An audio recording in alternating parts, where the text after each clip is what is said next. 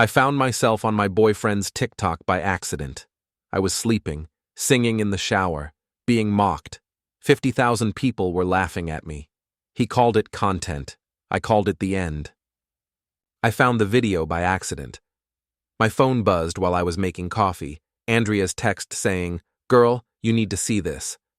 The link opened to TikTok, and there was Trey's face filling the screen. "Day 3 of living with my girlfriend," he said, camera angled down at me sleeping on our couch. "Watch this." His voice turned theatrical as he panned to our messy coffee table. "She calls this organized chaos. I call it a health hazard." Comments flooded below, laughing emojis. "Your girl's a slob." "Run, dude." "She's cute, but damn." I scrolled up. More videos, dozens of them. Trey filming me eating cereal in my pajamas, captioned, "Morning vibes with Bae." Another of me singing off-key in the shower, door cracked just enough for audio. "Free entertainment," he'd written. My hands shook as I kept scrolling. 3 months of content. 3 months of him turning our private moments into public jokes. The latest video had 50,000 views. I set the phone down and stared at the wall. Steam rose from my forgotten coffee mug. Outside, traffic hummed its usual morning rhythm, but everything felt different now. Exposed. The apartment door clicked. Trey's keys jingled as he dropped them on the counter. "Morning, babe," he called. "Coffee smells good." I picked up my phone again, thumb hovering over his contact. The video was still playing on loop. His laugh echoed from the speaker as he zoomed in on my bedhead. "Maria? You okay?" I turned to face him, phone screen glowing between us like evidence. 3 months, Trey. 3 months of you filming me like I'm some kind of zoo animal." He froze in the doorway, coffee cup halfway to his lips. "What are you talking about?" I held up the phone. His TikTok profile filled the screen, my face in half the thumbnails. "This. All of this." "Oh." He set his cup down, ran a hand through his hair. "Maria, it's not what you think. It's just content. People love authentic relationship stuff." "Authentic?" I laughed, sharp and bitter. "You called me a slob. You filmed me in the shower." "The shower one was just audio, and you sound cute when you sing. Look, I'm building a following. This could be big for us." "Us?" I walked to our bedroom, Trey trailing behind. "Did you ask me? Did you even tell me?" "I didn't think you'd mind. You're naturally funny." I yanked open his dresser drawer, grabbed an armful of shirts. Naturally funny. Right. Another drawer. Socks, underwear, everything into a garbage bag. "What are you doing?" "Building authentic content." I moved to his gaming setup, unplugging cables. "Your followers will love this plot twist." "Maria, stop. Let's talk about this." I hefted his gaming chair toward the door. The receipt from GameZone fell from the seat pocket, fluttering to the floor. I'd forgotten he worked there part-time, forgotten a lot of things, apparently. 20 minutes later, I stood beside the dumpster behind our building, garbage bags at my feet. Trey hovered nearby, phone in hand. "You're not seriously throwing away my stuff." "Watch me." I tossed the first bag over the rim. It landed with a satisfying thud. "This is insane. Over some videos?"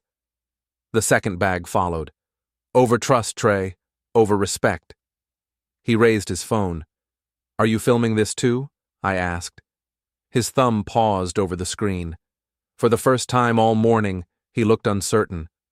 Andrea arrived an hour after I called, armed with wine and fury. "I should have warned you sooner," she said, settling beside me on the couch. "I saw the first video weeks ago, but I thought maybe you knew." "I wish you had." I curled my legs under me, accepting the glass she offered. "How many people saw them?" "Enough." Andrea's jaw tightened. "But that's not your shame to carry. He violated your privacy. He made money off mocking you." "Money?" "TikTok Creator Fund. Plus he's got sponsorship deals now. Gaming chairs, energy drinks. Built his whole brand on making you the punchline." I stared into my wine, watching the liquid catch the afternoon light. I feel so stupid. For trusting your boyfriend? For living your life without performing for strangers? That's not stupid, Maria. That's human. Andrea pulled out her phone, thumb flying across the screen. What are you doing? Research. If he's been hiding this, what else is he hiding? She paused, eyebrows rising. Well. What? She turned the screen toward me. Instagram photos from Game Zone, tagged location data showing late-night check-ins. Look at the timestamps. He told you he was working overtime, right? I leaned closer. Photos of Trey with his co-workers, including a blonde girl whose hand rested on his shoulder in 3 different pictures. Comments between them, inside jokes, heart emojis. Her name's Chloe, Andrea said. She posts a lot about her work husband. My stomach dropped. How long? Based on the photos? At least a month. I set down my wine, hands steadier now than they'd been all morning. I need to see him, face to face. Maria, not to take him back, to end this properly. I stood, grabbing my keys from the counter. He works tonight, right? Game Zone? Andrea grinned, following me to the door. Now you're talking. Game Zone buzzed with Friday night energy. Teenagers clustered around racing games while college students dominated the PC section. I spotted Trey immediately, stationed behind the counter next to the blonde from Instagram, Chloe. She was prettier in person, all sharp angles and confident gestures. Her keycard dangled from a retractable cord, the same employee access I'd seen Trey use when I'd visited before. I approached slowly, weaving between gaming stations. Neither of them noticed me yet, too absorbed in their conversation. Chloe laughed at something Trey said, her hand brushing his arm. Maria? Trey's voice cracked when he finally saw me. What are you doing here? Thought I'd check out your workplace, meet your colleagues. I smiled at Chloe. You must be the co-worker I keep hearing about. Chloe glanced between us, confusion flickering across her features. I'm sorry, who? His girlfriend. Well, ex-girlfriend as of this morning. I kept my voice level, conversational. Though judging by those Instagram photos, maybe I've been ex for longer than I realized. Maria, don't. Trey stepped forward. This isn't what you think. Really? Because it looks like you've been building quite the following here too. Different audience, same performance. A few nearby customers had turned to watch. Phones appeared, screens glowing as people sensed drama brewing. Trey noticed too, his face flushing red. Can we talk privately? Why? Afraid someone might film this? I pulled out my phone, swiping to his TikTok profile. Seems like you love an audience. Chloe's eyes widened as she recognized the videos. Trey, you never said you had a girlfriend. Because he's been auditioning for an upgrade. I looked directly at her. How long have you two been texting after hours? I don't know what you're talking about. But her keycard trembled slightly on its cord, and I knew I'd hit the mark. Show them the videos, Trey. I raised my voice just enough for the growing crowd to hear. Show everyone your authentic relationship content.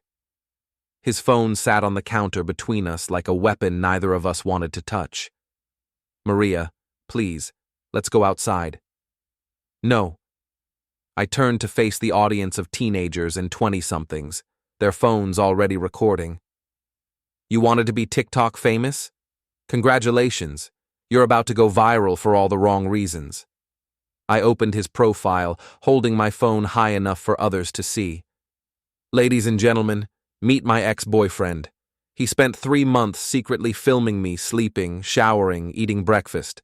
Posted it all for likes and sponsorship money. Murmurs rippled through the crowd. Someone called out, "That's messed up, dude." I trusted him with my private moments, I continued, my voice gaining strength.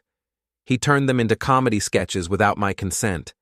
Then he started cheating with his co-worker while building his brand on mocking me. Trey's face had gone pale. You're making this bigger than it needs to be. Am I? Or am I just giving you the audience you've always wanted? I gestured to the phones pointed our way. This is what accountability looks like, Trey. This is what happens when you treat people like content instead of human beings. Chloe had backed away from the counter, her keycard forgotten. The manager appeared, clearly uncomfortable with the scene unfolding in his business. I think you should leave, he said to Trey. This is insane, Trey muttered, grabbing his things. You're ruining everything over nothing. I'm not ruining anything, I said. I'm just refusing to be your punchline anymore. As he pushed through the crowd toward the exit, I felt something shift inside me. Not relief exactly, but a kind of clarity I hadn't experienced in months. I found Trey waiting by my car in the Game Zone parking lot, shoulders hunched against the evening chill. 5 minutes, he said when I approached. Just give me 5 minutes to explain. There's nothing to explain. I screwed up, I know that, but we can fix this. He pulled out his phone, thumb hovering over the screen. I'll delete everything, the videos, the account, all of it. And Chloe? He looked away. That's complicated. I almost laughed. No, it's not. You either cheated or you didn't. It wasn't physical, just texting, hanging out after work. She gets my ambitions, you know? The content creation stuff. Your ambitions. I shook my head. You mean your ambition to humiliate me for internet points? It wasn't supposed to be humiliating. People loved you in those videos. The comments were mostly positive. I pulled out the Game Zone receipt I'd grabbed from the counter, the one from his employee discount purchase weeks ago. You bought her a gift, with money you made from those videos. His silence was answer enough. Here's what's going to happen, I said, tearing the receipt in half. You're going to delete those videos, not because I'm asking, but because it's the right thing to do. You're going to leave me alone, and you're going to figure out who you want to be when you're not performing for strangers. Maria, I love you. No, you loved having me as material. I unlocked my car, pausing with the door open. The difference is everything. He stepped closer. What if I change? What if I prove I can be better? I looked at him then, really looked. The face I'd trusted, the hands that had held me, the eyes that had seen me as content instead of a person. Then you'll be better for someone else. I drove away without looking back, leaving him standing under the parking lot lights. My phone buzzed with notifications. People had already started sharing videos from tonight's confrontation. But this time, I was the one in control of my story. For the first time in months, that felt like enough. The drive home felt different. Not just because I was alone. I'd been alone plenty of times before, but because this time, the solitude was mine. I'd chosen it. The city lights blurred past my windows, and for once, I wasn't performing for anyone. Not for Marcus, not for the cameras that seemed to follow me everywhere, not even for myself. My apartment was dark when I arrived, but I didn't immediately turn on the lights. I sat in my car for a moment, watching the building where I'd rebuilt my life piece by piece after everything fell apart. The same building where Marcus had never felt comfortable, where he'd always seemed like a visitor rather than someone who belonged. Inside, I poured myself a glass of wine and finally checked my phone. The notifications were overwhelming, hundreds of comments, shares, and messages. Most were supportive, surprisingly, people saying they'd been in similar situations, that they understood what it felt like to be treated like an accessory rather than a partner. But there were other messages too. From Marcus, of course. 3 missed calls and a string of texts that started with apologies and escalated to accusations. I deleted them without reading past the first few words.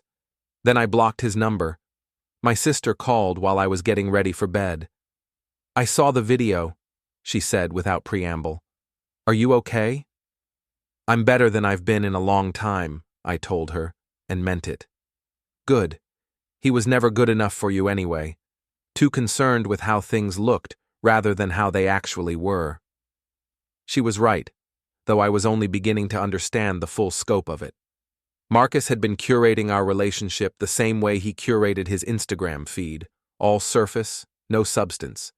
Every restaurant he chose, every vacation he planned, every gift he gave was selected for its potential to impress others rather than to make me happy.